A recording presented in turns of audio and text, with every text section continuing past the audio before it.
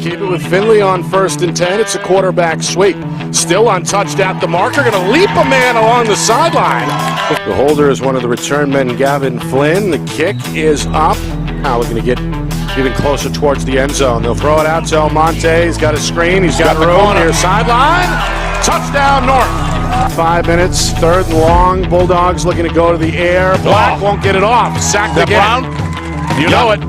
It's going to be about 38 yards. The kick is up. Perfect. It's a booming kick. They roll left, looking. Black in trouble. Ball goes out. Brown picks it up. And Brown is going to be in a foot race at midfield. Presented by Beals Insurance. Black is hit, and he goes down. But Danny's game got right back up. And here's Black. And he gets hammered again. Played off the mound by Snow, and here he comes. Oh, what a hit. Met stoned at about the 22-yard line.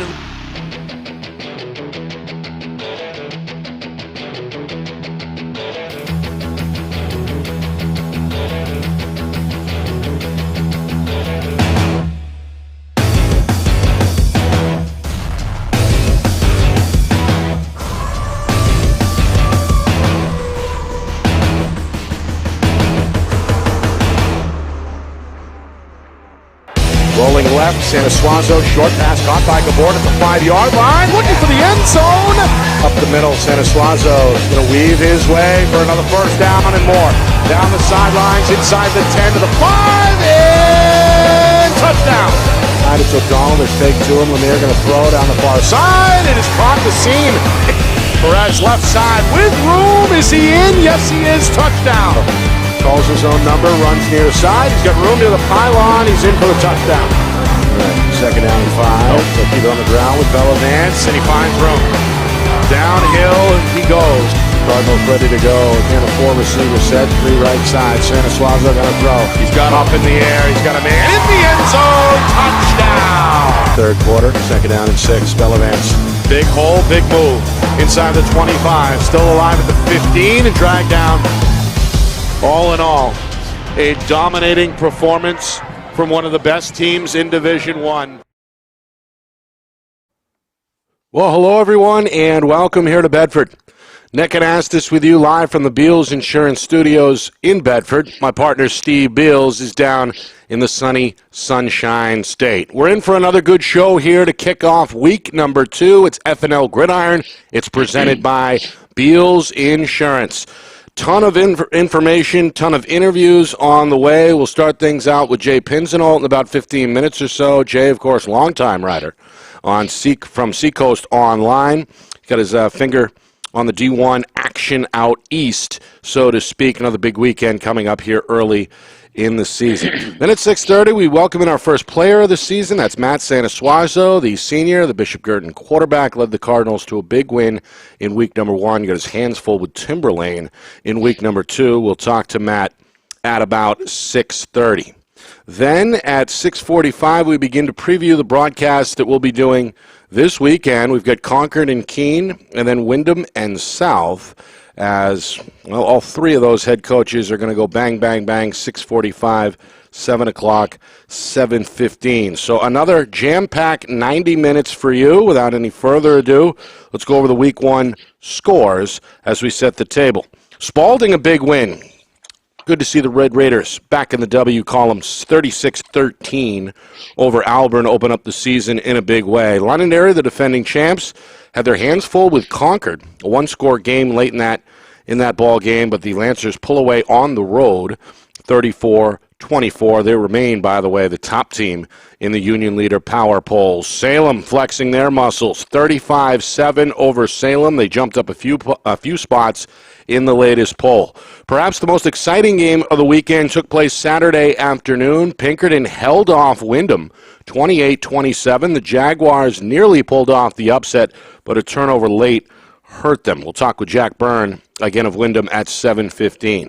Dover shut out Winnicott 14-0 out east. Again, Jay Pinzenholt should shed some light on that one. Timberlane, mentioned the Owls earlier, the defending D2 champs making the jump up to Division I. No problem with Memorial, 41-13.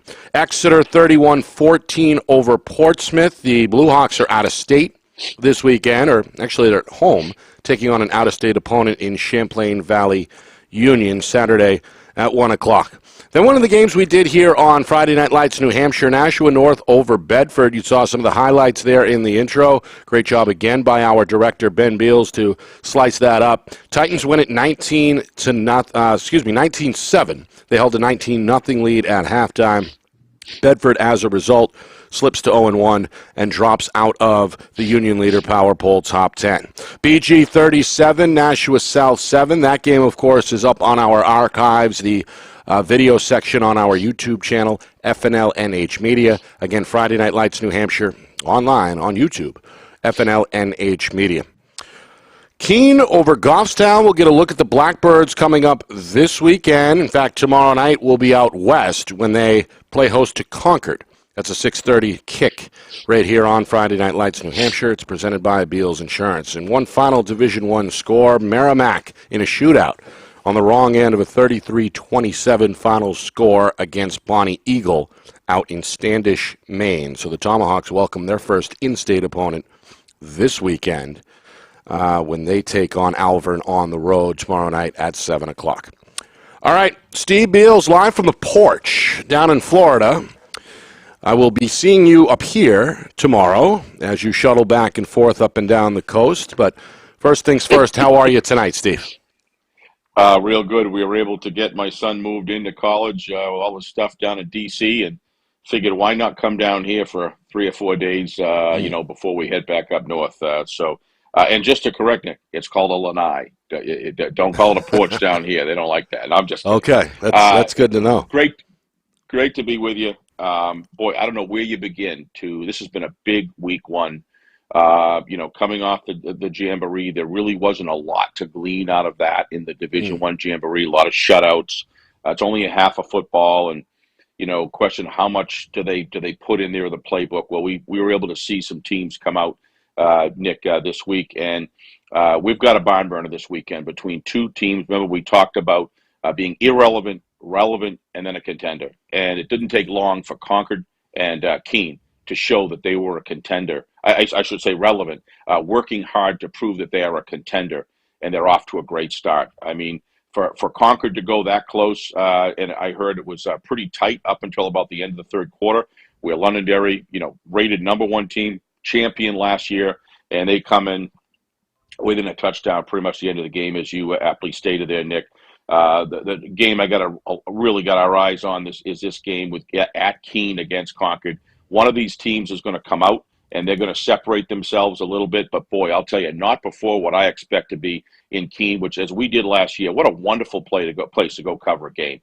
Tremendous crowd, smash-mouth football, grass field. If you're looking for a traditional high school football game, you're going to see it Friday night, so tune in. I expect it to be a war. I really do. Looking forward. I'm sure you have to do his call that game. Great, two games, great, by the way, atmosphere, Steve, as we know. The fans always seem to turn out. They got one of the better PA announcers in the state, if I remember correctly, and the band always does a good job. It seems like the community turns out. We're looking forward to that tomorrow night. Again, Lynn Patnode at 6:45, by the way. Jim Corcom, his opponent, tomorrow night of Concord at 7. Matt Saneswazzo at 7:15. We'll go Jack Byrne at 6:30. Absolutely. So I had the order mixed up there a little bit. But either way, Steve, let's get to Concord. They obviously opened a lot of eyes despite, in the end, losing to Londonderry, but they hung with the champs 34-24 the final. And either way, some buzz finally back up in the Capitol surrounding this program. Good to see after week one. So important to have a strong Concord program. Their history is just magnificent. That goes back for decades in Division I football. It's great to have them in the mix. Just so glad we can cover these two teams. What I heard through the grapevine was good execution and a lot of fight in this team. So you throw that up against, Lynn Patnode's team. You're looking at, like I said, you're really looking at a war there, Nick, and I'm just looking forward to that. One game I just wanted to mention, if I could, that stands out to me a little bit is the Keene Goffstown, 40-19. Got a quick chance to talk to coach of Goffstown very quickly. Wish I could have spoken with him more.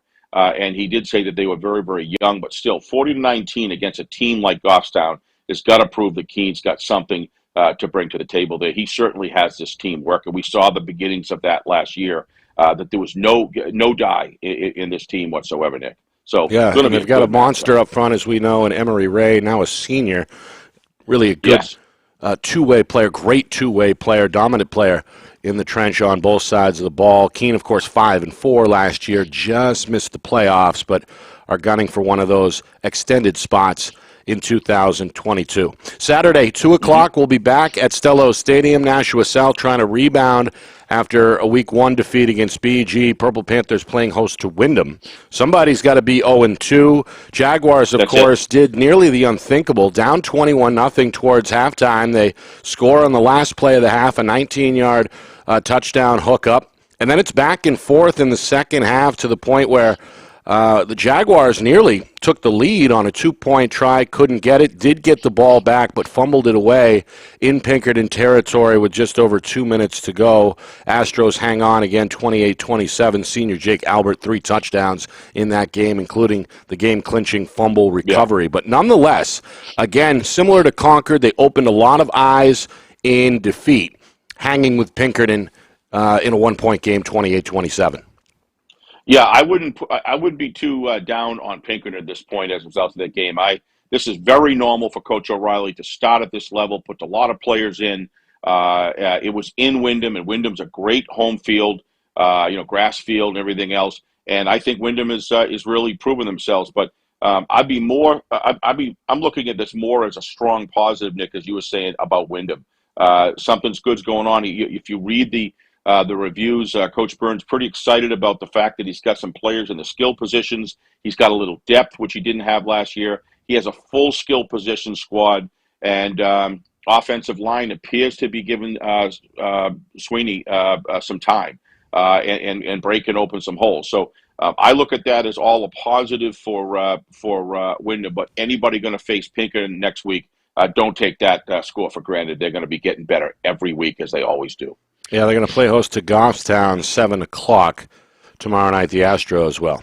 All right, on the other side, we bring in our first guest. That's Jack Byrne, head coach of the Wyndham Jaguars. Can they get themselves over the edge, finish the game in the fourth quarter, and get their first win? We ask Coach that question and many more next. You're watching FNL Gridiron. It's presented by Beals Insurance. Our broadcast today, as it always is brought to you by Beals Insurance Agency, with locations now in both Bedford and Londonderry. Whether you need home, auto, or business insurance, Beals Insurance will get you both the price and quality coverage that's right for you. Just call 603-471-9999 or visit BealsInsurance.com to request a free quote and start saving money today. Again, that's BealsInsurance.com.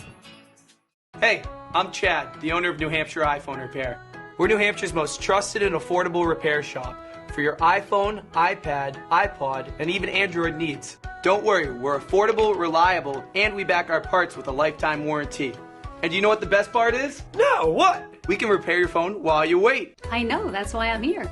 Oh, I know, Mrs. Green. Here's your iPad, good as new. Bring your phone into New Hampshire iPhone Repair today.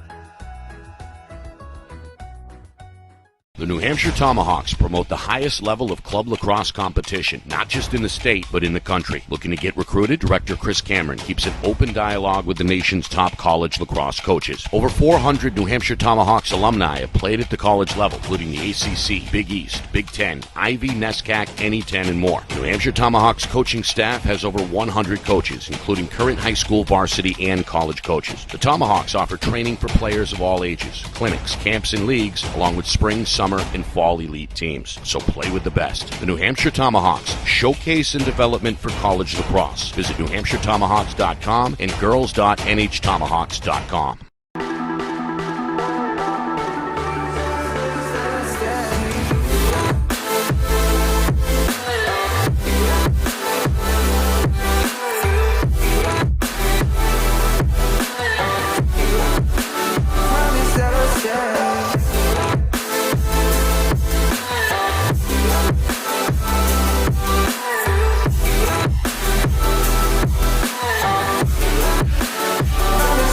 Yeah.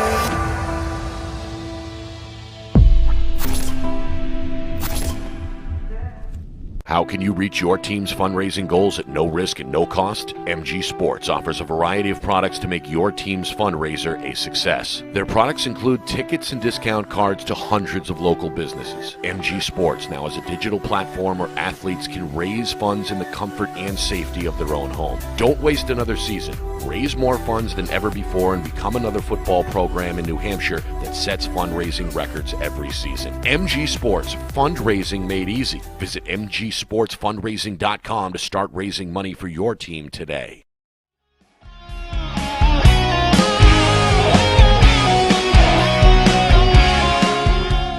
Back here in Bedford, Nick Anastas with you from the Beals Insurance Studios. It's FNL Gridiron. It's presented by Beals Insurance. We're live every Thursday night throughout football season at 6 o'clock Eastern. Steve Beals, my partner in crime down in Florida.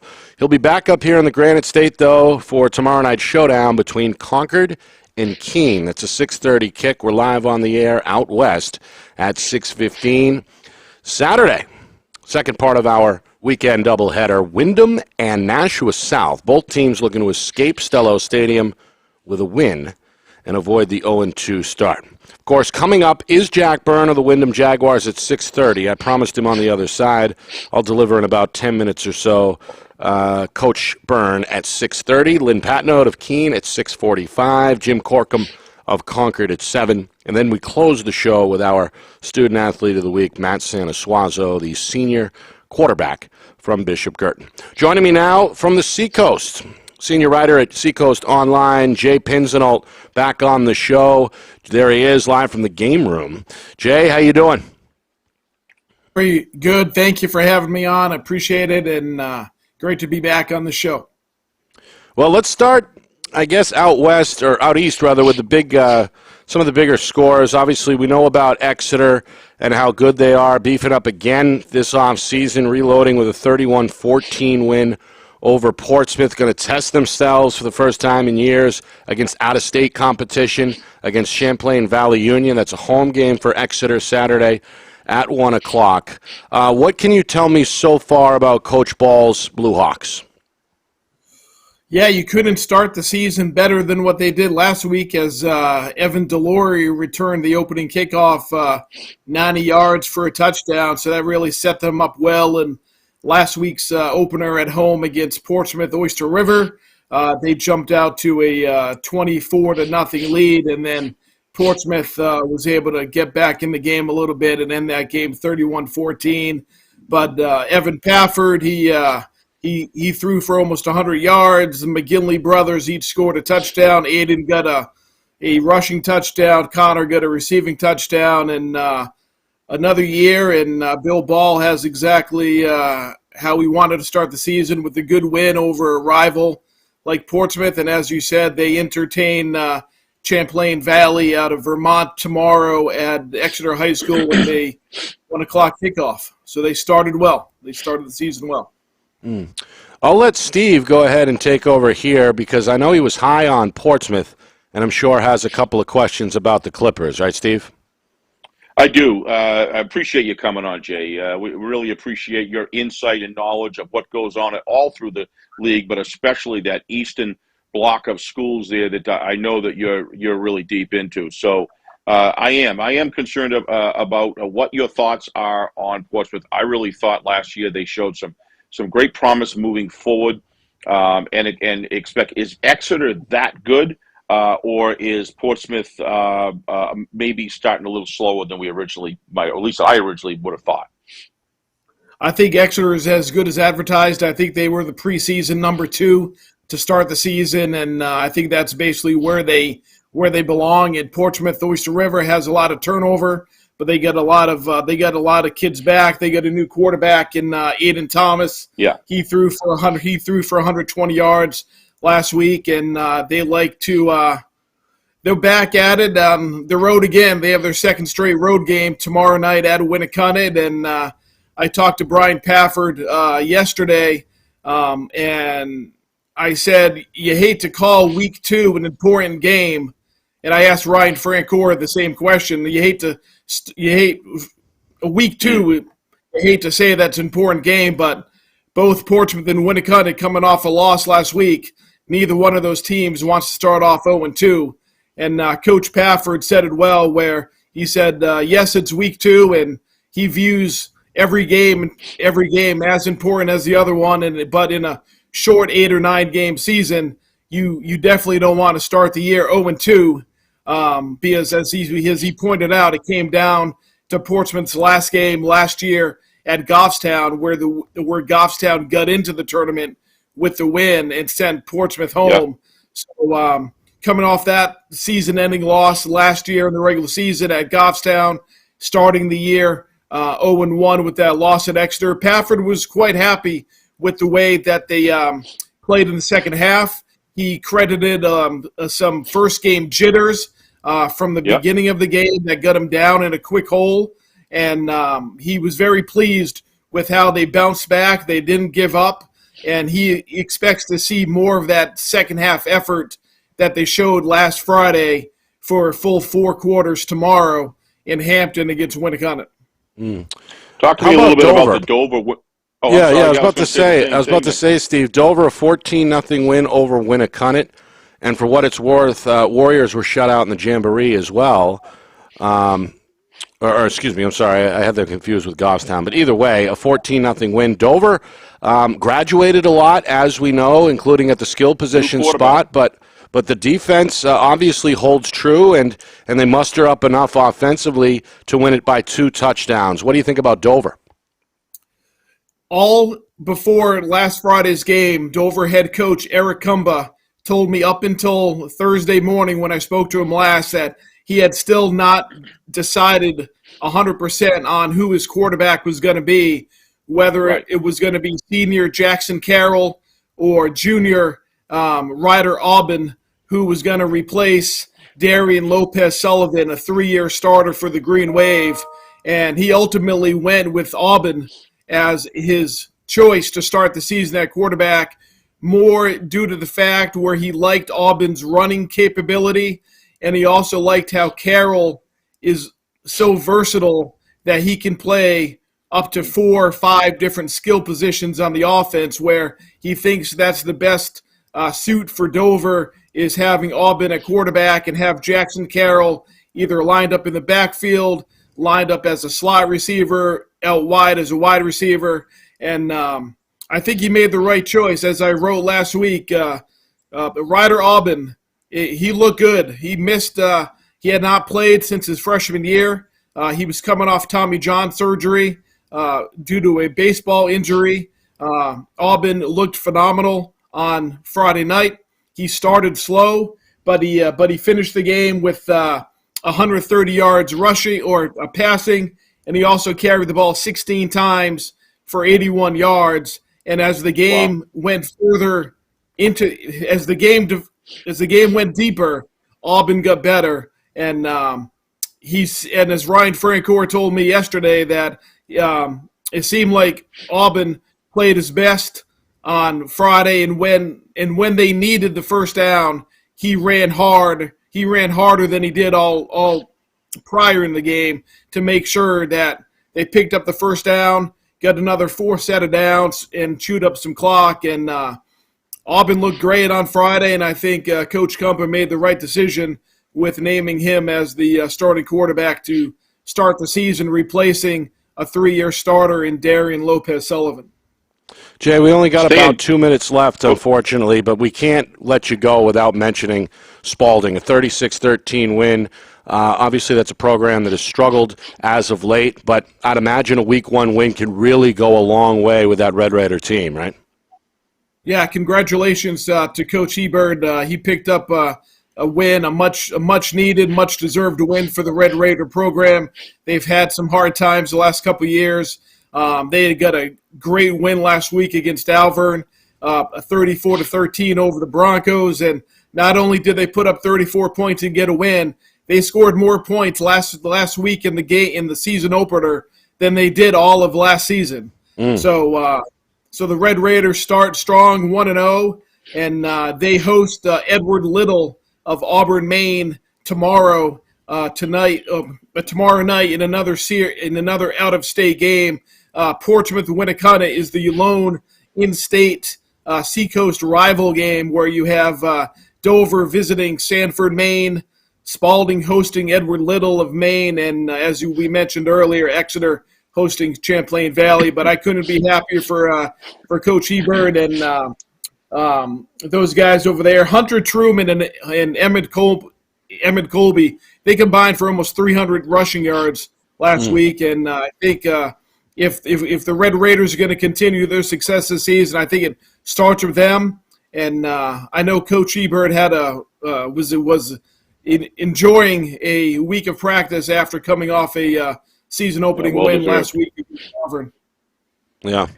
Nick, where are you going to be this weekend? Before we go? I will. Well, we got about, I guess, 1 minute here, Steve. Go ahead. Yeah, I will be at the. I will be at the Portsmouth Winnicott game. Okay, that's what I figured. Steve, real quick. Yeah. Just a quick question. Big game coming up at BG and Timberlane. What are your knowledge on Timberlane being there, kind of like part of the East now? All things point to them being a solid football team. Did you get any highlights of that, or any thoughts on the Timberlane Owls? The little that I know of Timberlane is that they won Division II last year, and this senior class, I know they when they played the Winnicott senior class back in middle school, they handled them pretty well. So I think the success that Timberlane had last year, it may not result in a state championship like they did last year in Division II, but I expect a very good, productive season from the Owls in Division I this year. They got talent on both sides of the ball. They get skill position guys. They will make the playoffs and make a run. So Timberlane is good. It's rare that you see a team jump up a division and do well, but I think that's going to be the recipe for success this year for Timberlane. Yeah, big win in week 1, 41-13 over Memorial. They host Bishop Girton tomorrow night at 6:30. Jay, as usual, we appreciate the time, and thanks again for coming on. We'll talk again down the road. All right, I appreciate it. You guys have a good night. Thank you. You too. Thank Jay. you. That's Jay Pinzenolt, Seacoast Media Group, joining us. He'll, of course, be covering Portsmouth at Winnicott tomorrow night. That's a 7 o'clock kick. Reminder, this weekend, tomorrow night, we are out west. Concord at Keene, 6:30.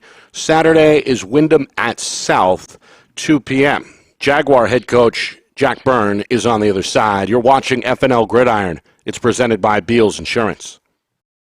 Our broadcast today, as it always is brought to you by Beals Insurance Agency, with locations now in both Bedford and Londonderry. Whether you need home, auto, or business insurance, Beals Insurance will get you both the price and quality coverage that's right for you. Just call 603-471-9999 or visit BealsInsurance.com to request a free quote and start saving money today. Again, that's BealsInsurance.com.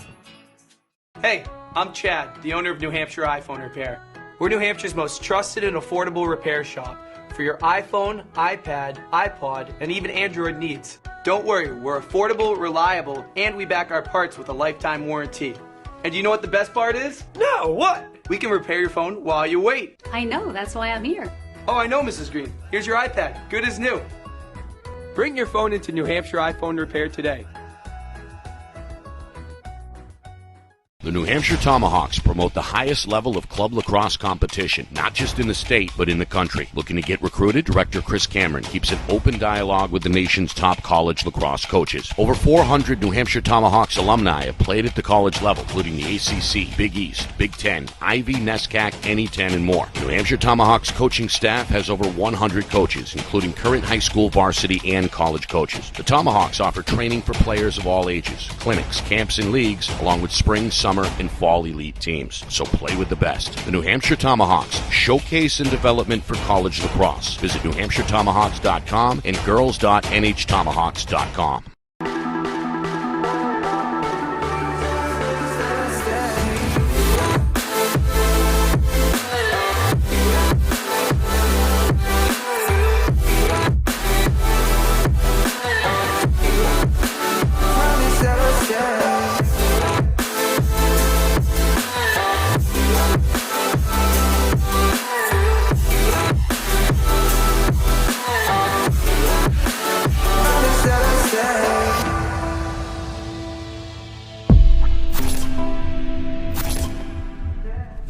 How can you reach your team's fundraising goals at no risk and no cost? MG Sports offers a variety of products to make your team's fundraiser a success. Their products include tickets and discount cards to hundreds of local businesses. MG Sports now has a digital platform where athletes can raise funds in the comfort and safety of their own home. Don't waste another season. Raise more funds than ever before and become another football program in New Hampshire that sets fundraising records every season. MG Sports, fundraising made easy. Visit mgsportsfundraising.com to start raising money for your team today.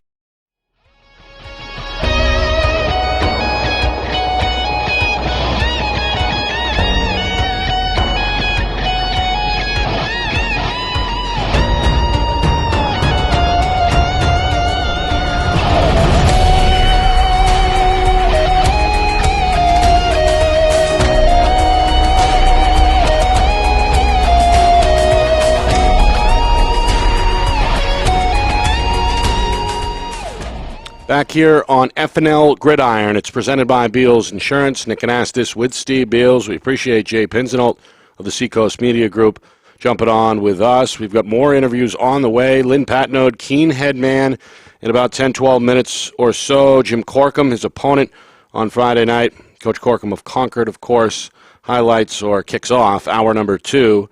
And then we round out the show with Matt Saneswazzo, the Bishop Girton senior quarterback. Joining me right now, live from the office, is Jack Byrne, head coach of the Wyndham Jaguars. Jaguars just 1-8 a year ago, but they opened the season in eyebrow-raising fashion, taking Pinkerton down to the wire in a 1-point game. Coach Byrne, how are you tonight? Hey, what's going on, guys? Doing good. Just a long day after school, practice, and a freshman game, and yeah, excited to hang out with you guys. It's open house right now, so I'll take some time with you instead of else. Yeah, right. Yeah, I'll see some parents after this. It's a long day. We appreciate you sneaking away for a couple of minutes. Looks like, Coach, as well, you've got the best decorated office in the business as well. We try. I mean, luckily it's all well earned by our players. These are all the basically all our wrestling and football cutouts from the last, I guess, 14 years now. It's crazy. We've been here a long time. And, that's outstanding. They're pretty yellow now, a lot of those older ones, but it's cool. It kind of brings back some memories every day. So, yeah, it's like a fine wine. It ages. As it ages, it gets better. Coach, you brought back, 14 starters from a year ago, 7 on each side of the ball. That's from a team that went 1-8, but 4 of those 8 losses were by 1 score or less, and you really competed well down the stretch with teams like Nashua South and Bishop Girton. Was the 1-point loss in week number 1, was that more or less a continuation of some of the momentum that this group was able to build last season? Yeah, I think so. I mean, it's getting tough to deal with how long this chapter is of, how long are we going to be on the doorstep before we kick it in. But it is what it is. You have to respect what Pinkerton has established over the long haul, and to be in a game like that with them when, especially when they go up 21-0, I think that's the big part that tells me that we're at the next level. Obviously, we don't want to go down 21-0. But the fact that we took it on the chin early and came back and slugged it out the whole game with a high-quality program like that, I think we're even closer than we were last year. But we're ready to turn the page as soon as possible. We're done being like a moral victory team. What was the difference between the first half and the second half? You surrendered the game's first 3 touchdowns, but it seemed like you caught lightning in a bottle, so to speak, at the end of the first half by scoring on a long play right at the horn, and then obviously it was back and forth in that second half. What was the difference really between the last 2 quarters and the first 2? Yeah, I mean, it's tough to predict because I wasn't on the field, but I mean, the biggest thing that I could see was that our style of play is very patient. I mean, we're gonna keep the playbook pretty small. We're gonna keep grinding it out until something springs, and eventually it did.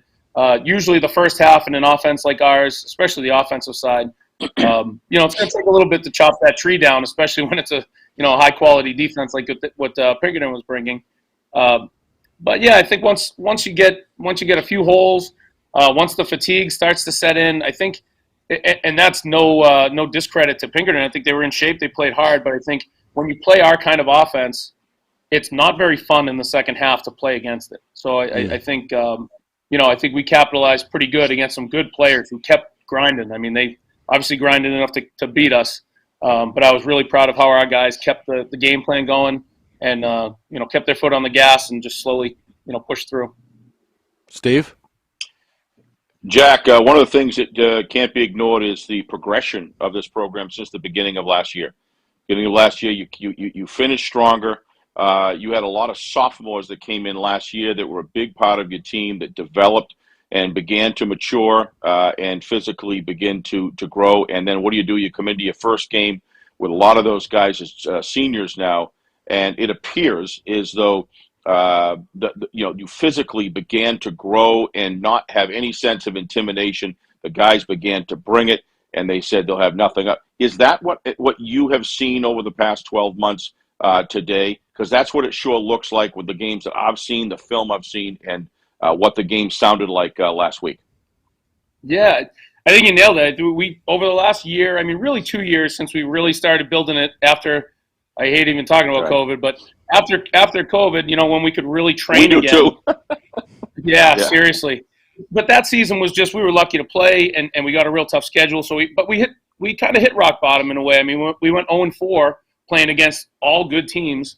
So then we really had to regroup and reset and see what could help us win. And I think at this point, we really don't apologize for saying how important the lifting is and gaining a couple pounds and, gaining some speed and doing some of those measurables where, hey, if I weigh 10 more pounds and I know that my squat and my deadlift and all those are going up, I just feel more confident. It doesn't matter what uniform I see across from me.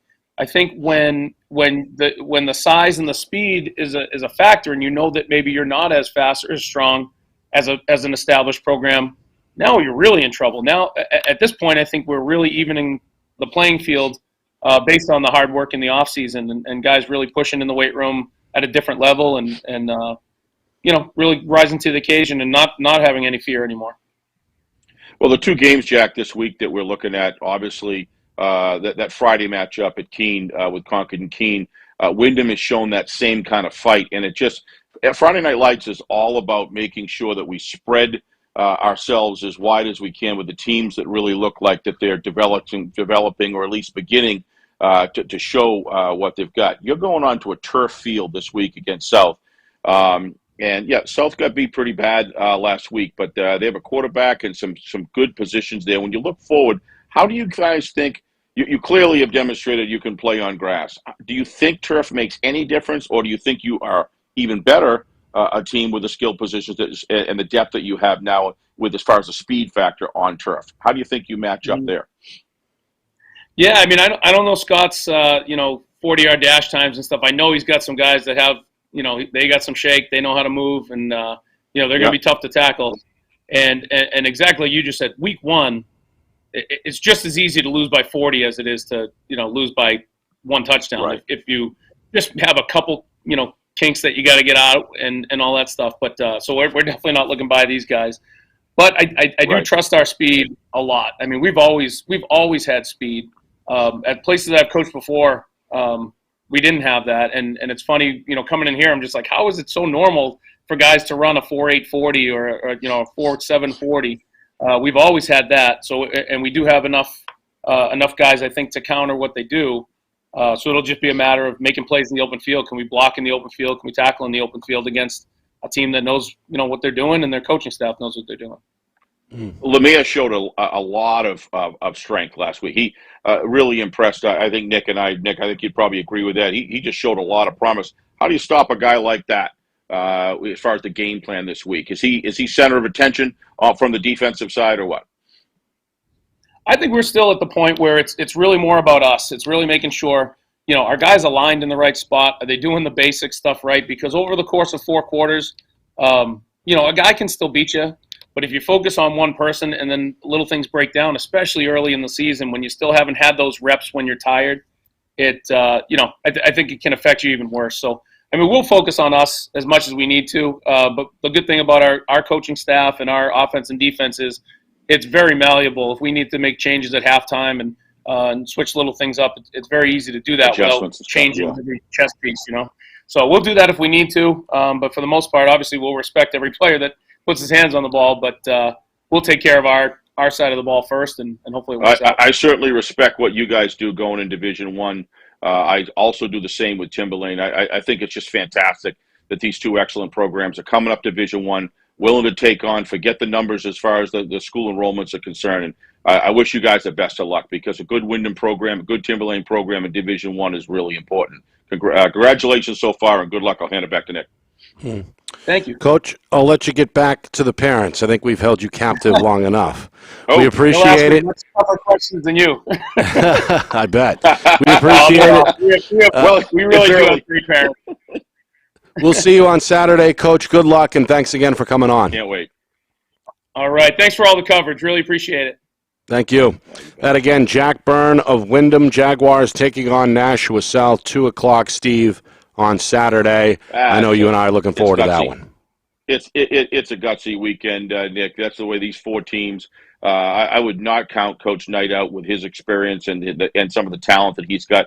I'm expecting two good games, and I think we're going to see some differentiation come out. The 2 teams that come out victorious, if they do it in a commanding fashion, Nick, I would argue they're leaving the relevant and interfacing into the contender set, because that, coming out 2-0 in essentially an 8-game schedule with 13 positions, they're putting themselves in a position of comfort as they go through. Not too much comfort, but enough comfort where they say, if we keep playing like this, we're going to make the playoffs. So this is all just about getting better.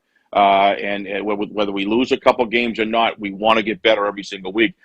You can always tell a coach who's pretty excited, and there's no question. I'll end it with this, Nick. Coach Jack Byrne is very excited. He has reason to be, to stay firm, and just like Coach Trisciani has with BG over the last few years, you try to build a program, nurture it, but you can tell with a smile on his face that he knows he's got a bunch of guys that want to win the football games. Speaking of a team heading in the right direction, Keene just missed out on a playoff berth last season at 5-4. Big win in week number 1, hoping to go 2-0 tomorrow night. Can they do it? We ask head coach Lynn Patnode. Next, you're watching FNL Gridiron. It's presented by Beals Insurance. Our broadcast today, as it always is brought to you by Beals Insurance Agency, with locations now in both Bedford and Londonderry. Whether you need home, auto, or business insurance, Beals Insurance will get you both the price and quality coverage that's right for you. Just call 603-471-9999 or visit BealsInsurance.com to request a free quote and start saving money today. Again, that's BealsInsurance.com. Hey, I'm Chad, the owner of New Hampshire iPhone Repair. We're New Hampshire's most trusted and affordable repair shop for your iPhone, iPad, iPod, and even Android needs. Don't worry, we're affordable, reliable, and we back our parts with a lifetime warranty. And do you know what the best part is? No, what? We can repair your phone while you wait. I know, that's why I'm here. Oh, I know, Mrs. Green. Here's your iPad, good as new. Bring your phone into New Hampshire iPhone Repair today.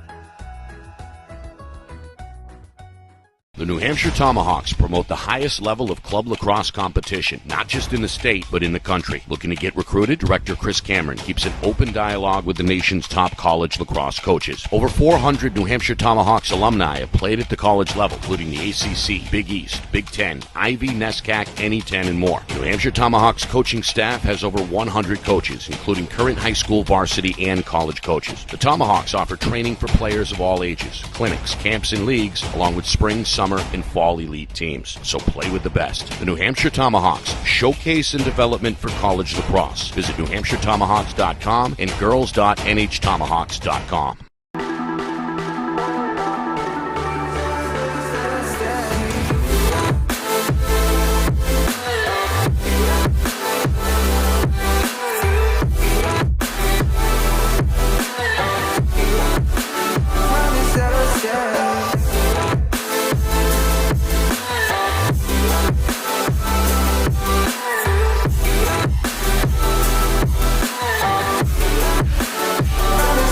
Yeah.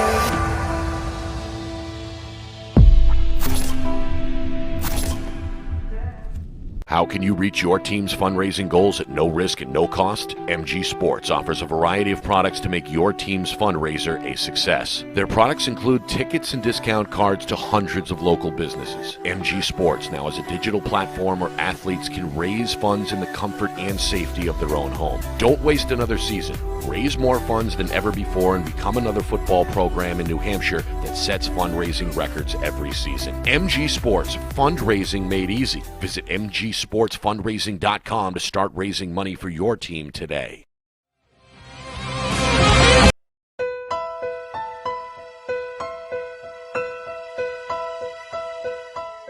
FNL Gridiron here on Friday Night Lights, New Hampshire. We're presented by Beals Insurance. Nick Anastas, Steve Beals with you. If you missed any part of the show, you can watch it anytime on demand, online on our YouTube channel, FNLNH Media. Again, Friday Night Lights New Hampshire on YouTube at FNLNH Media. We've got Concord head coach Jim Corcom coming up at the top of hour number 2, about 10 minutes or so from now. And then we speak with senior quarterback Matt Saneswazzo of Bishop Girton, following a big Week 1 win for the Cardinals. Matt joins us at about 7:15. Joining us now, though, is Lynn Patnode, head coach of the Keene Blackbirds. They open up with a big win, beating Goffstown 40-19, and really have some buzz in the western part of the state. Coach, we appreciate you coming on. How are you tonight? I'm very well. Thank you for having me. 5-4 a year ago. Your team barely missed the playoffs. You graduate only 10 seniors, and as a result, you've got a pretty experienced team on your hands to begin the season. Before we talk about the Goffstown game, take me back the last 3 or 4 months here, the summer and the off-season program. Anything different that you guys did, given the amount of veterans, the amount of experience coming back? What was the camp, so to speak, in the off-season like for your team? Well, first and foremost, it's been a little bit of a transitionary period for these kids. I came in 3 years ago, I think, but then we went through the COVID, and that sort of knocked everything backwards a ways. And so we're really still, I look at this really as year 3, maybe, early year 3. So they're really starting to get the message that, I like to play physical football. I like to obviously run the ball. I like to play aggressive defense and stuff like that. And the way that I like to do things wasn't necessarily in line with how they'd been doing it for a while. So I think that itself took quite a while. And then we had to build our strength up. And we worked, really hard at trying to get 20 or 30 guys lifting pretty, religiously during the off season. And that hadn't always been there. Previously getting here. So, it's a step at a time. We're not where we want to be yet, for sure. We want to be respectable. We want to be respected, and we want to be relevant. And, maybe we've gotten a little bit into that territory, but we're not where we want to be yet. Tell me a little bit about this group of seniors. We mentioned the experience and the amount of reps that a lot of guys got last year and even the year before during the COVID-19 shortened season. What kind of group do you have on your hands here when you talk about the seniors both on and off the field? Yeah, not a ton of experience. We've got 3 senior captains, 2 of which were returning linemen, but we graduated the other 5 offensive linemen and tight ends. And so we're replacing them as we speak. And we, of course, a lot of those guys played both ways on the defensive line, and, we're replacing that as well. So we're not as experienced as you might think. We don't have a big senior group. We've got a decent junior group, probably around, 12 or 14 juniors. But I would have to really think quickly, but I don't think I have any more than maybe 6 or 7 seniors. One of those is a big part of the trench play on both sides in Emory Ray. Yes. He potentially has a chance to be all-state here, one of the best two-way players up front you're going to find in New Hampshire. What can you say about a guy like Emory and what he brings to the group, both in the huddle, on the sidelines, away from the football field, et cetera? Is he the ideal leader for this group? What can you tell us about Emory Ray?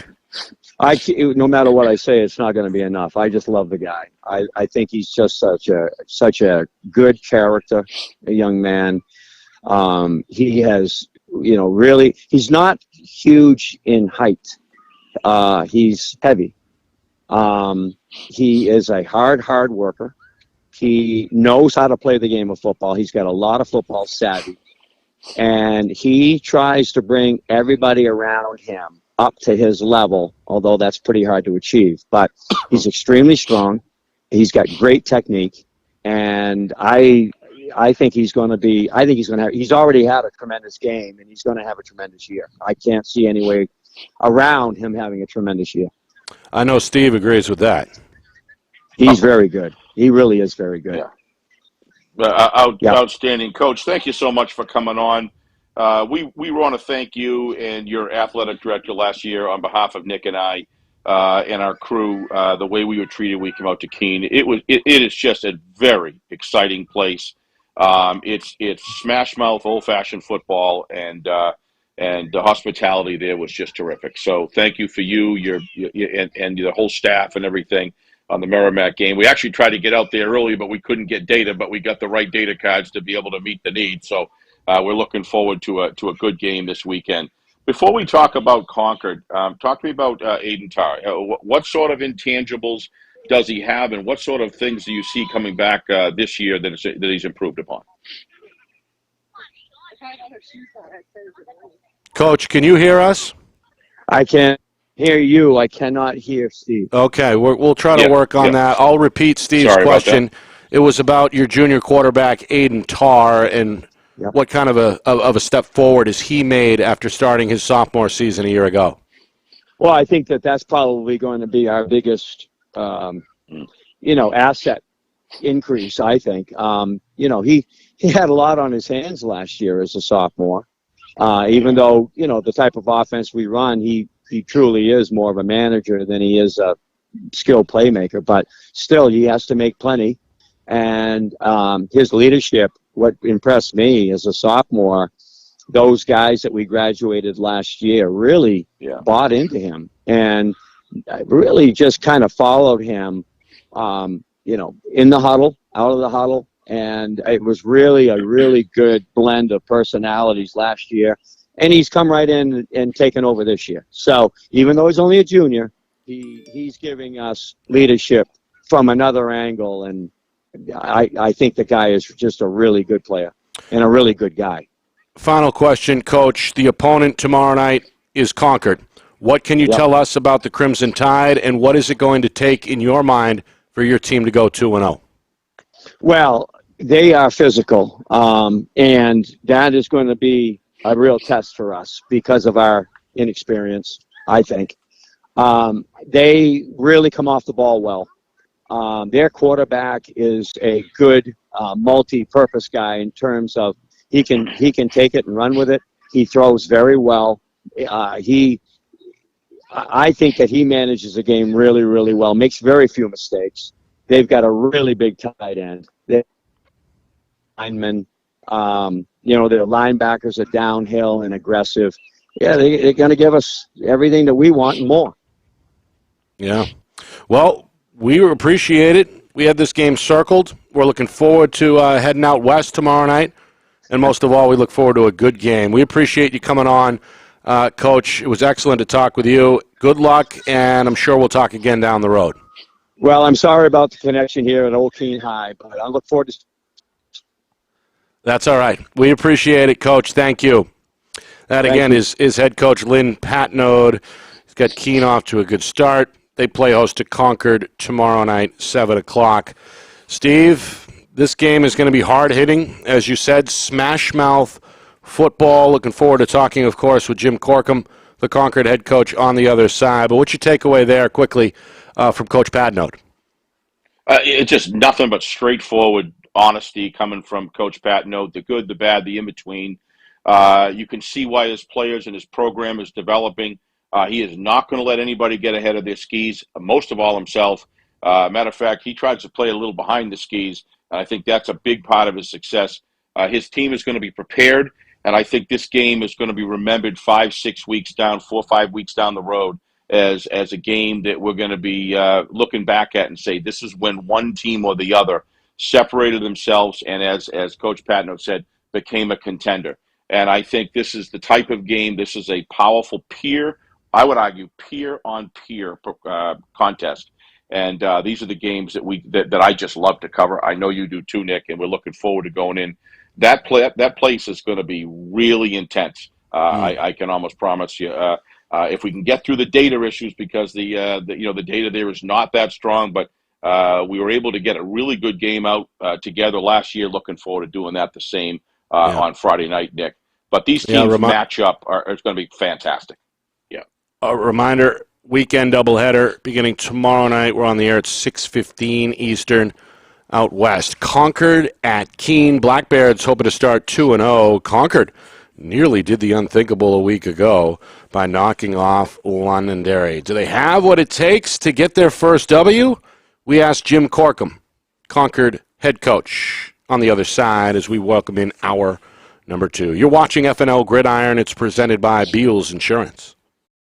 Our broadcast today, as it always is brought to you by Beals Insurance Agency, with locations now in both Bedford and Londonderry. Whether you need home, auto, or business insurance, Beals Insurance will get you both the price and quality coverage that's right for you. Just call 603-471-9999 or visit BealsInsurance.com to request a free quote and start saving money today. Again, that's BealsInsurance.com. Hey, I'm Chad, the owner of New Hampshire iPhone Repair. We're New Hampshire's most trusted and affordable repair shop for your iPhone, iPad, iPod, and even Android needs. Don't worry, we're affordable, reliable, and we back our parts with a lifetime warranty. And do you know what the best part is? No, what? We can repair your phone while you wait. I know, that's why I'm here. Oh, I know, Mrs. Green. Here's your iPad, good as new. Bring your phone into New Hampshire iPhone Repair today. The New Hampshire Tomahawks promote the highest level of club lacrosse competition, not just in the state, but in the country. Looking to get recruited? Director Chris Cameron keeps an open dialogue with the nation's top college lacrosse coaches. Over 400 New Hampshire Tomahawks alumni have played at the college level, including the ACC, Big East, Big Ten, Ivy, NESCAC, NE10, and more. New Hampshire Tomahawks coaching staff has over 100 coaches, including current high school, varsity, and college coaches. The Tomahawks offer training for players of all ages, clinics, camps, and leagues, along with spring, summer, and fall elite teams. So play with the best. The New Hampshire Tomahawks, showcase and development for college lacrosse. Visit NewHampshireTomahawks.com and girls.nhtomahawks.com.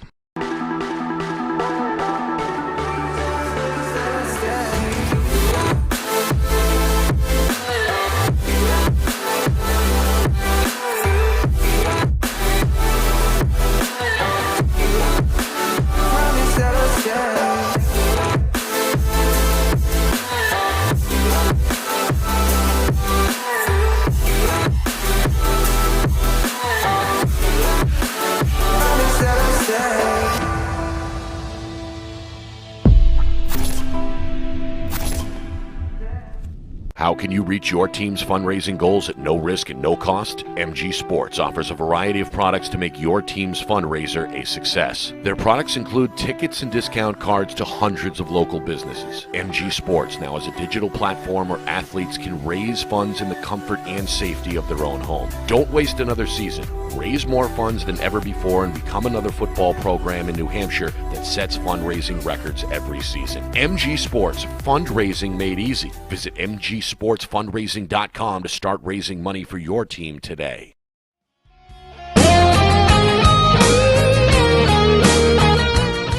It's FNL Gridiron here from Beals Insurance Studios in Bedford. Nick Anastas, Steve Beals. My apologies to Steve. Again, it looks like we're going to have to talk to Jim Corcom over the phone as we have some connection issues on the video front, so Coach Corcom will only be able to hear me. So, Steve, I appreciate the patience. We'll get to you here in just a couple of minutes. Let's welcome him in. Jim Corcom had Concord looking for an upset win in their season opener against top-ranked and defending Division I champion Londonderry. Lancers held on in the end 34-24, but certainly an encouraging opening performance from the Crimson Tide. Coach Corcom, thanks for coming on. What in your mind do you attribute that to, the fact that you were able to hang with perhaps the best team in the state right out of the gate? Well, first, thanks for having me on, guys. I really appreciate it. I think a big piece of it is our senior leadership that we have on our team this year. Very fortunate to have about 20 seniors on our roster, a lot of kids who got a lot of varsity experience last year as juniors. And this was just a game that they were geared up for. I think we took some good steps forward as a program, but these seniors have, been around the program now for 4 years, and there hasn't been a ton of success when it comes to the win column. They're really looking to make a statement and turn some things around, and they were just really geared up for that game against a very, very good Londonderry team. It also looks at, Coach, numbers-wise, your program is very healthy, over 90 student-athletes in the program, including a big freshman class. What was the key to building the numbers back up to as high as they've been really in the last few years? Yeah, so, one of the things that was a big goal of mine when I first took the position is making sure that we were going to be having 3 full teams, so a freshman team, a JV team, and a varsity team. I think there's been some thin years with numbers where, between freshman and JV, they were either having one or the other. And I just don't think that's very healthy for a program. You got sophomores who are playing all week and might be playing on your scout teams, and then they don't necessarily get to play in a game, or they're doing some sort of, hybrid with freshmen and JV playing together and playing some other teams. So it was really, really essential to me to make sure we had a full freshman team, that were playing a full freshman schedule, a full JV team. So that required spending a lot of time down at the middle school the last few years. As soon as the spring rolls around, I start getting down to the middle school and going to their lunch periods and talking to the entire 8th grade class and talking about football, starting to get a little bit of a spring flag football program going at the middle school. And I think that's really helped our numbers. I think our freshman numbers last year, we had about 40 kids come out for freshman football. This year, I think we were in the mid-30s. And so that's been a huge help. And I think hopefully we just, the key, we have to get them, then the key is to get them to stay in the program throughout those 4 years. So it's been good to see the numbers paying off. Yeah, so far so good for sure. That's an impressive feat there. Let's talk about some of the guys on the team, including the senior quarterback, Zach Dower. What has he done, Coach, to get better after throwing for nearly 600 yards a year ago as a junior? Yeah, Zach's a kid who, he got thrown into a tough situation as a sophomore. The year before I took over, they had a really good quarterback that year who got injured in their first season, and Zach got thrown into the fire. And he's done a great job. He's a tough kid. He really is just always wanting to improve. And the one thing that, he made sure to do this year is really, really dedicated himself to the weight room, was at all of our summer events. And he's really grown into that quarterback position, becoming more mature, knowing when he might need to throw a rocket, but also knowing when it's time to put some touch on the ball or take something off it. And really, figuring out those little intricacies of the position, which has really paid off for him. So we have a ton of confidence in Zach. His teammates have a lot of confidence in him. He's a great leader, and just a great kid to have in our program. Defensively as well, Coach, it looks like you've got some studs, including Austin Wells on the edge. What about that unit defensively? Yeah, we got some kids, again, who all got a lot of varsity experience last year. And so I think, you can't underestimate, having a year under your belt of seeing the size and the speed of kids you're going to be going up against. So knowing exactly what you're getting into as a senior. And Austin's a kid who, he's a big kid, 6'1", 6'2", probably 240, and he's extremely athletic. He plays tight end for us. While he's not, maybe he's not going to beat you in a sprint, he's very quick. He's got good footwork, and he's just a good football player. He's pretty instinctive, and he knows what he's supposed to do and knows his responsibilities. So he's the guy who we rely heavily on both offensively and defensively. He's actually a pretty effective target in the passing game, but when it comes to blocking from his tight end position, there's not many that can match him. What do you expect tomorrow night, Coach, on the road against a very physical, keen team? What are the keys to the game in your mind? We're going to have our hands full for sure. I know that watching their film. And you're right, it's going to be a very physical game. I think a key for us is to not allow their offense to get rolling and just chunking out yards like they were able to do the previous week. And I think our offense has to do a better job of sustaining some drives. We had a couple last week, and we had some glimpses against Londonderry. And we were fortunate to be able to connect on a couple of big plays. But we need to be able to keep our offense on the field and try to grind out some time and grind out some yards and just be ready to match their physicality. I'm impressed with how they come off the ball. I think their running backs run extremely hard. They're very disciplined. So we're facing a very good football team tomorrow night. Coach, we appreciate the time tonight. Good luck tomorrow night, and we'll talk again soon. All right, appreciate it, guys. Thank you. Thank you. That again, Concord head coach Jim Corcom, now in his second season. Steve, you heard it there. Took the program a few years ago from, 30, 35 kids to now over 90. Have full 3 teams, freshman, JV, and varsity up there in the capital. Obviously, no matter what happens tomorrow night, it looks like Concord is heading in the right direction. What I pull out of that conversation there, listen, great questions, Nick, by the way. What I pulled out of that was organization, and more organization. Jim obviously doesn't have a self-ego. He's got an ego about his football program. And when you start talking about things down in the lower ranks, freshmen and JV, if I was connected, I would have asked him about the Capital and the Viper program and how is it going down there with the feeder programs? Does he work and develop? It's kind of a question I'm probably going to get a yes anyway. We know this guy's an organizational guy. Can always tell a coach it's built that way. He obviously doesn't take his competition lightly, and he'd be smart not to with the Keene Blackhawks. I think this game, I'll just promote it a little bit more. It doesn't need it. It's just going to be a very interesting matchup. I've heard very good things, Nick, about Zach Dowd. I'm really looking to see the intangibles he have and the discipline he has as he comes back for a second year. 600 yards, a lot of yards, Nick, for a sophomore quarterback. All right. On the other side, we speak with Matt Saneswazzo of Bishop Girton Cardinals, number 3 in the Union Leader Power Poll. Of course, the veteran signal caller is a big reason why. Matt Saneswazzo on the other side. You're watching FNL Gridiron. It's presented by Beals Insurance. Our broadcast today, as it always is brought to you by Beals Insurance Agency, with locations now in both Bedford and Londonderry. Whether you need home, auto, or business insurance, Beals Insurance will get you both the price and quality coverage that's right for you. Just call 603-471-9999 or visit BealsInsurance.com to request a free quote and start saving money today. Again, that's BealsInsurance.com. Hey, I'm Chad, the owner of New Hampshire iPhone Repair.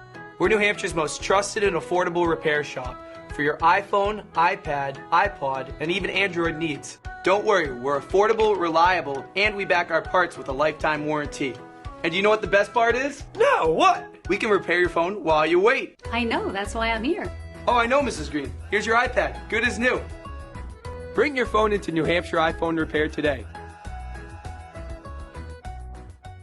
The New Hampshire Tomahawks promote the highest level of club lacrosse competition, not just in the state, but in the country. Looking to get recruited? Director Chris Cameron keeps an open dialogue with the nation's top college lacrosse coaches. Over 400 New Hampshire Tomahawks alumni have played at the college level, including the ACC, Big East, Big Ten, Ivy, NESCAC, NE10, and more. The New Hampshire Tomahawks coaching staff has over 100 coaches, including current high school, varsity, and college coaches. The Tomahawks offer training for players of all ages, clinics, camps, and leagues, along with spring, summer, and fall elite teams. So play with the best. The New Hampshire Tomahawks, showcase and development for college lacrosse. Visit NewHampshireTomahawks.com and girls.nhtomahawks.com.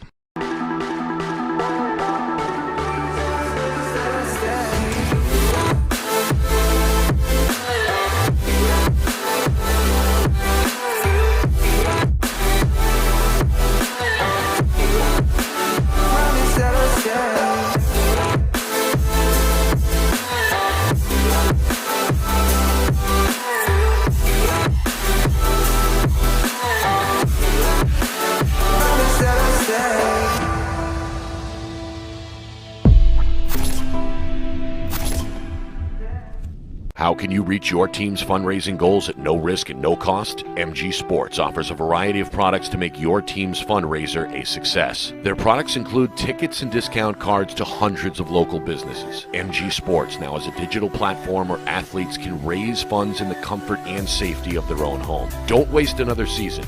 Raise more funds than ever before and become another football program in New Hampshire that sets fundraising records every season. MG Sports, fundraising made easy. Visit mgsportsfundraising.com to start raising money for your team today.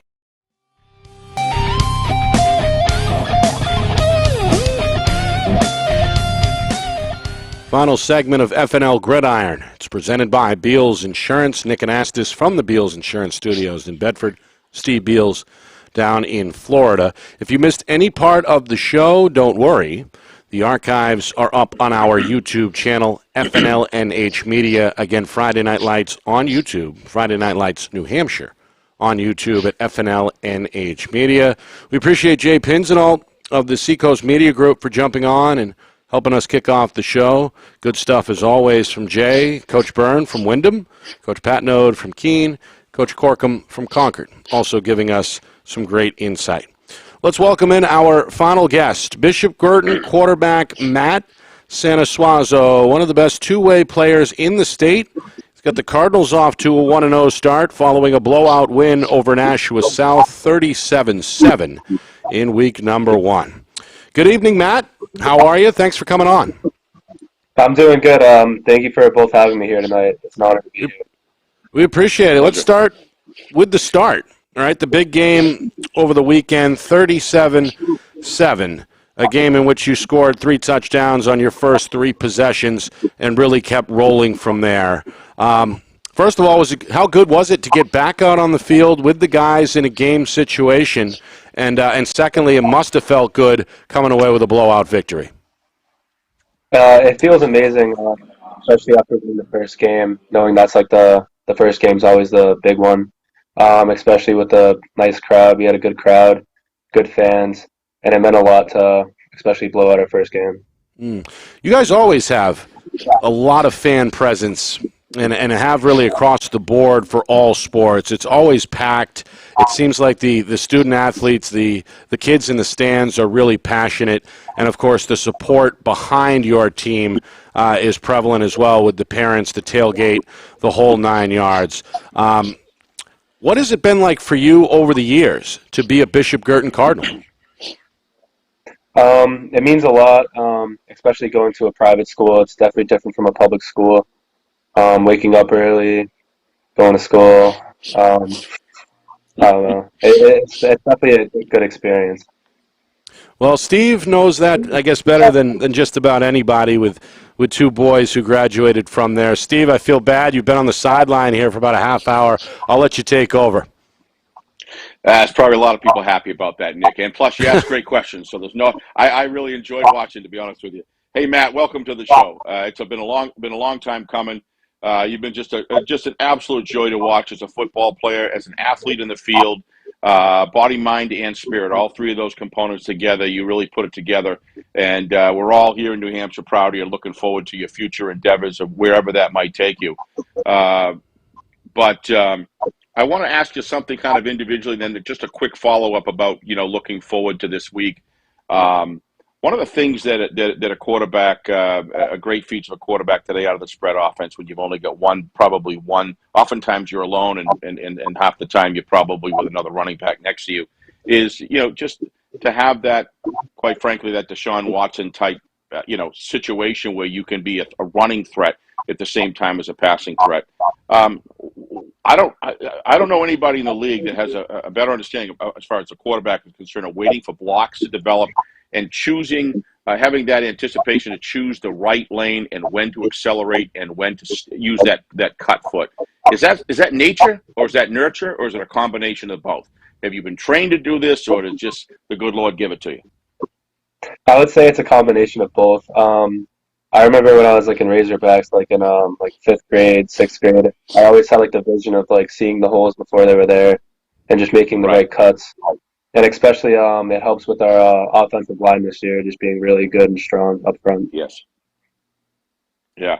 What do you see You seem to anticipate it maybe 0.3 of a second, half a second, which is a huge amount of time earlier than most people that are on a football field that I've seen. What is it that you look for or see? Because a lot of times the play hasn't developed yet, but you're already pre-choosing that cut. Spatial relations, kind of almost visualizing things ahead of time. What is it that you see ahead as the play develops? I see the open field, and then I'm also looking at my blocks in front of me. So if someone's facing one guy to the left, I'll look at the open space and to see which way I would get more yards compared to going the other way. Tell us briefly, you got a great running back partner, Charlie Bellavance. You guys are a great dynamic duo.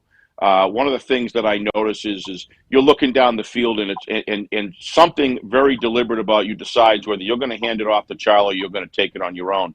There doesn't seem to be any rhyme or reason to it as far as selfishness whatsoever. It almost seems like you're trying to what is it you're looking down the field that makes you make that decision? If you don't run it, why do you hand it off to Charlie? What is it you see? Is it reads? I see Charlie.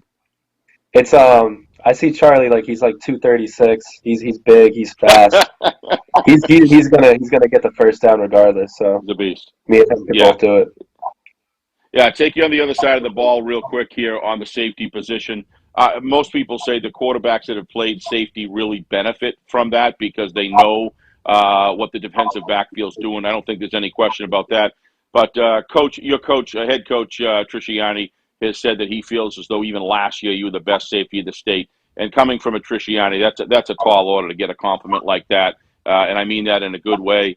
What is it? What position are you looking to play at the next level? You're playing both now, but what is it? What do you think about that? What does you like the most? Safety and quarterback are like both go hand in hand with me. I love playing both. If I had the opportunity in college to either go for quarterback or safety, it would be quarterback. But safety, I don't mind. I can go for either way. Well, I'm going to give it back to Nick.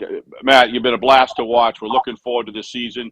Number 3 in the power poll. You guys are right there in the mix. Looked very solid last week. I'm sure Nick's got some questions about Timberlane, so I'll hand it over to him. But, Matt, best of luck. Stay healthy the rest of the year. And congratulations to the work that you guys have put in to come out of the gate so quickly, looking in midseason form. Thank you. Yeah, Matt, before I ask you about the Owls, your opponent tomorrow night, wanted to ask you about your relationship with your brother. Obviously, he was a big part of the Bishop Girton football program, multi-sport athlete before graduating a couple of years back. Has your relationship with him over the years helped you to get to where you are now on the field? Definitely, especially working with him. Like when I was a freshman, he was a junior, and that's when he was first able to start. So I could see like the process and how he developed from a quarterback standpoint, watching his film, what he did wrong, like what he could do better, and just like following off of that. All right, final question. Your opponent tomorrow night is a very good one, Timberlane. You're on the road for the first time this season. What's it going to take for the Cardinals to come away with a win? It's going to take everyone giving 100%, going hard on every single play, and not treating them like some other team because they're big and they hit hard too, and they're definitely going to be a good matchup for us. All right, we appreciate it. Good luck this season, and as Steve said, congratulations to what you've accomplished so far. It's already been an impressive run, and we're looking forward to more from you guys this season. Thanks again, Matt. We appreciate it. Thank you for having me. Take care, Matt. Thank you. That, again, is really all-world quarterback / safety, senior Matt Saneswazzo for the Bishop Girton Cardinals. Well-spoken young man, Steve. Obviously, he's got football in the DNA, and we know Coach Trisciani is real thankful to have him aboard one last time as a senior. Yeah, for Coach Trish to talk about a junior that way at the safety positions really, really says a lot. If there's one thing that he looks this year is he just looks like he can really deliver the hit. You know, he always could, but this year he looks he and Charlie are going to be a force on offense to be reckoned with, and then turn around the other way. Going to be a force to be reckoned with a great cohort of fellow teammates. We could run down the list about 7 or 8, 9. There's no question they deserve to be in the poll where they are in that position. And his quiet confidence, he's not, he just wants to get down the field and do it. I thought that pass that our cameraman, John Barron got in Ben's opening thing, which we thank so much, give all the credit in the world to John Barron, Craig Incardoni, and Kristen Beals for the camera work they got in that game and the hard work that Ben did putting that together. I thought Steve Sable was back in the room again. I thought it was great. Nick, we just need you. We need you. The narration was fabulous too. You did a great job. But seriously, they got to hand out compliments when they deserved it. It was just nice to see the opening. Great job, everybody. But one of the things that Matt brings is just multi-talented this year. If you look at his form, he is having a lot of high hands coming in on that throw, and he knew exactly where he was. He stepped, he set, and he fired a nice arc there to land for a nice lead pass. Those are the things they're going to need to do against a team like Londonderry when the defense starts stacking the box and stuff. They showed me the other night that they have the breadth and the depth that they need, that BG struggled with in past years. I think Tom King did a great job explaining that on Gridiron last week. What a great guest he was, talking about BG and their depth. That's been the problem before. They have it this year, Nick. They're going to be a team right there in contention. This is really all about staying healthy and not losing any of those key elements to this very high-powered team. Steve, I look forward to seeing you tomorrow night. Good luck with the flight. We knock on wood that everything runs smoothly, and you'll be by my side in Keene for 6:15 when we kick off our coverage at 6:15. Kickoff is at 6:30 Eastern. Good to talk with you again tonight, Steve. We appreciate all of our guests for jumping on. Jay Pinzenolt of Seacoast Group Online, Seacoast Media Group, Jack Byrne, head coach of Wyndham, Lynn Patnode, of course, of Keene, Jim Corcom of Concord, and Matt Saneswazzo, the quarterback for Bishop Girton. If you missed any of those interviews, want to check them out on our YouTube channel, FNLNH Media. Again, Friday Night Lights, New Hampshire, FNLNH Media. Check out any of the FNL Gridiron broadcasts at any time that you please. Again, final reminder, doubleheader weekend, week number 2. We kick it off tomorrow night at 6:15 out west. Keene playing host to Concord at 6:30. Then on Saturday afternoon, we're back in the Gate City, Nashua South and Wyndham. Both teams looking for their first win. That's a 2 o'clock kickoff. Our coverage begins at about 1:45. For our director, the man behind the curtain, Ben Beals. For Steve Beals, I'm Nick Anastas saying so long. This has been FNL Gridiron presented by Beals Insurance.